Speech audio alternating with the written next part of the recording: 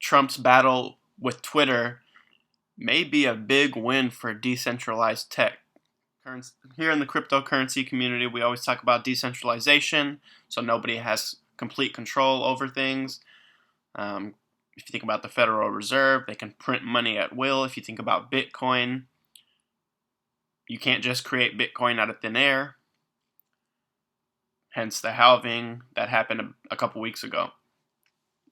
But we've already known this. YouTube, there's certain people's names. If you say it, they will block it.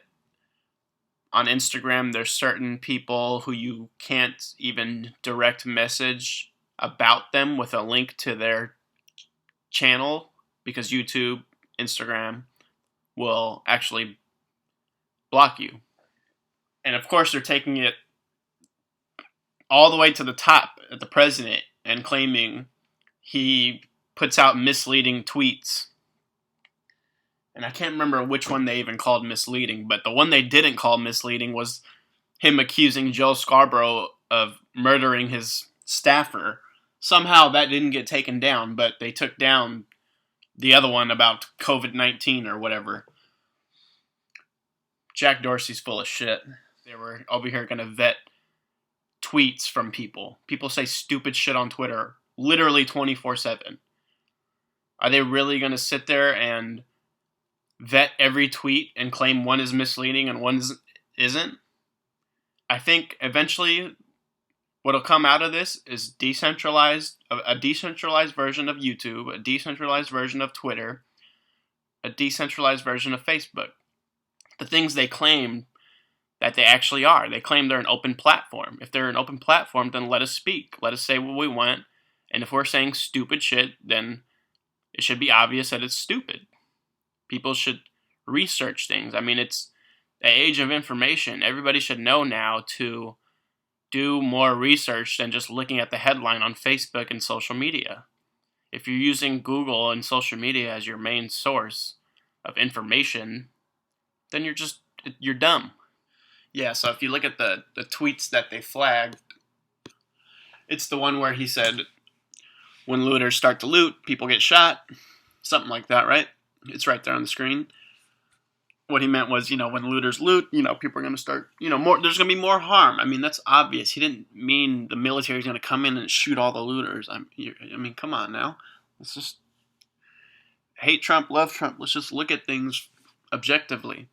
And if you go over to, and I saw a video of a looter getting shot, and I think 2 looters have died. A pawn shop owner killed somebody protecting his business. I mean, it's hard to be mad at him.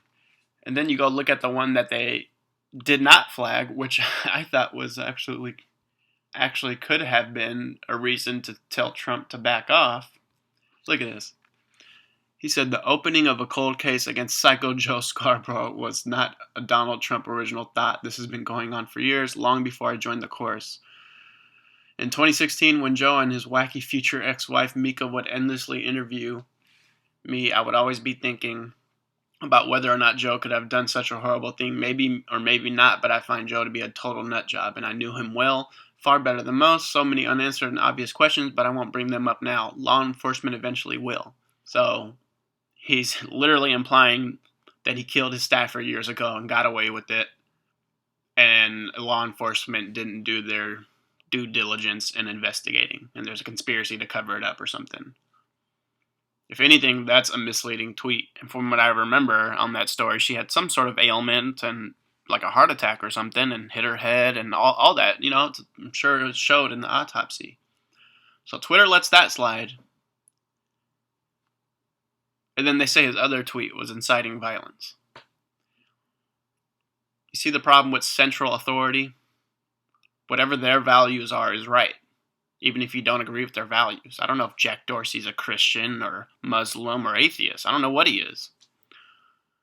But usually people get their values from their experience, their religion, and you're kind of, to an extent, a product of your environment. In cases where they're claiming to be an open, free speech platform.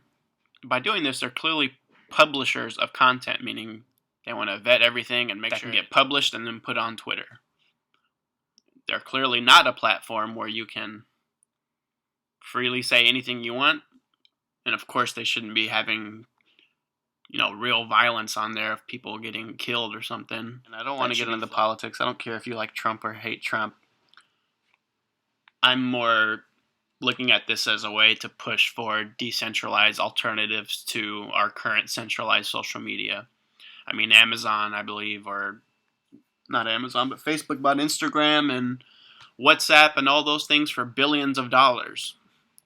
Those applications weren't making any money, but what do? They collect data to get so they can see how we think, so they can put the right advertisements out there. They can, when we search things on Google, they know what to shoot to the top because they know how we're thinking as a mass. For more updates on the news and cryptocurrency, please like and subscribe to my channel.